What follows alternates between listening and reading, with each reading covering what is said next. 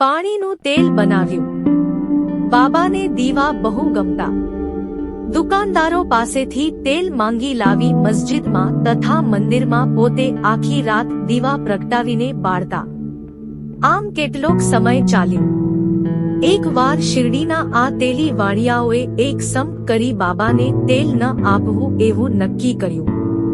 જ્યારે હંમેશ માફક બાબા તેલ માગવા ગયા ત્યારે તે લોકોએ ચોખ્ખી ના પાડી કે અમારે ત્યાં તેલ નથી. બાબા શાંત બની મસ્જિદમાં પાછા આવ્યા. કોડિયામાં વાટો મૂકી. પેલા વાણિયા કુતૂહલથી જોઈ રહ્યા. પેલા ટીનના ટમ્બલરમાં થોડું તેલ હતું તે લઈ બાબાએ તેમાં પાણી ઉમેર્યું અને પછી થોડું તેમાંથી પીધું.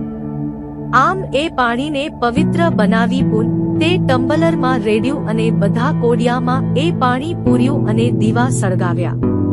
એ દીવા આખી રાત જલ્યા. એ જોઈ પેલા વાણિયાઓ બહુ અચંબો પામ્યા અને સૌ વિમાસણમાં પડ્યા. તેમને પસ્તાવો થયો અને બાબાની માફી માંગી.